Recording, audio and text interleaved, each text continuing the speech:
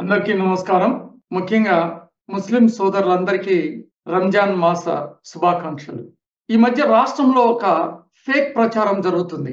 అదేంటంటే టీడీపీ ముస్లింలకు వ్యతిరేకము అని ఒక ఫేక్ ప్రచారం.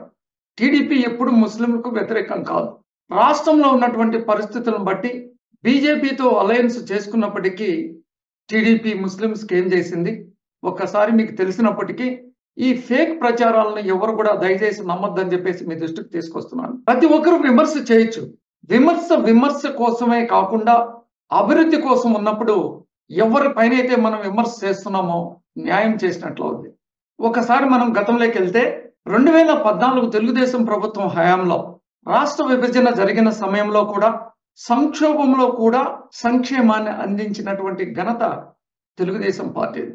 గతంలో తెలుగుదేశం ముస్లిం సోదరులకి ఏమి పథకాలు అమలు చేశారో చూద్దాం. నంబర్ 1, చంద్రన్న రంజాన్ తోఫా.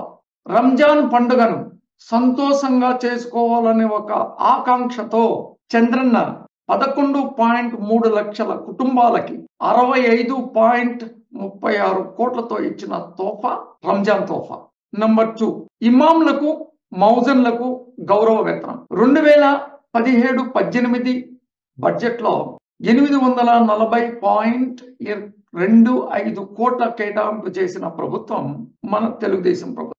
ఇమాంలకు గౌరవ వేతనం కింద 5,000, మౌజన్లకు గౌరవ వేతనం కింద 3,000. రికార్డు సృష్టించినటువంటి ప్రభుత్వం ఏదైనా ఉందంటే తెలుగుదేశం ప్రభుత్వం. ఎందుకంటే విభజన జరిగినప్పటికీ కూడా. నెంబర్ 3, రోష్ని పథకం. మైనారిటీ వితంతువులు, భర్త నుంచి విడాకులు పొందిన మహిళలు, అంగవైకల్య మహిళలకు మైనారిటీ కార్పొరేషన్ ద్వారా 75% సబ్సిడీతో 25,000 ఆర్థిక సహాయం చేసినటువంటి ప్రభుత్వం తెలుగుదేశం ప్రభుత్వం. నంబర్ 4, తత్కాల్ పథకం. మైనారిటీ వితంతువులకు రుణ సదుపాయం అందజేసినటువంటి ప్రభుత్వం టీడీపీ ప్రభుత్వం. నంబర్ 5, ఆదరణ పథకం. ఆదరణ పథకం ద్వారా 10,000 నుంచి 25,000 వరకు ఆర్థిక సహాయం చిరు వ్యాపారులకు యూనిట్కి 25,000 సబ్సిడీ ఇచ్చినటువంటి ఘనత కూడా టీడీపీ ప్రభుత్వం. నంబర్ 6, యువతకు రుణ సహాయం. నిరుద్యోగ ముస్లిం యువతకు సబ్సిడీ ద్వారా రుణ సహాయం చేసినటువంటి ప్రభుత్వం టీడీపీ ప్రభుత్వం. నంబర్ 7, దుల్హన్ పథకం. ఆర్థిక ఇబ్బందులు పడుతున్న ముస్లిం మైనారిటీ కుటుంబ యువతులకు దుల్హన్ పథకం ద్వారా 50,000 అమ్మాయి పేరిట బ్యాంకు ఖాతాలో చేసినటువంటి ప్రభుత్వం తెలుగుదేశం. దుల్హన్ పథకం కింద గత 2017లో 49.11 కోట్ల కేటాయిస్తే 9,822 మంది లబ్ధి పొందారు.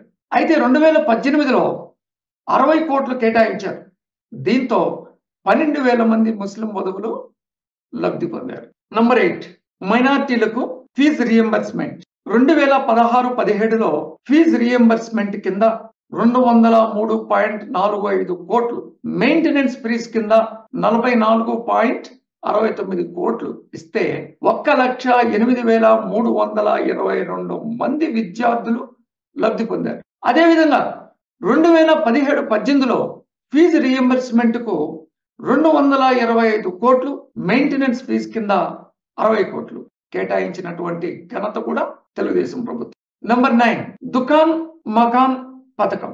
ఈ దుకాన్ మకాన్ పథకం కింద యూనిట్ విలువలో 50% గరిష్టంగా 1,00,000 రూపాయల వరకు సబ్సిడీ ఆ రోజు ఇచ్చినటువంటి ఘనత కూడా తెలుగుదేశం ప్రభుత్వం ఉంది.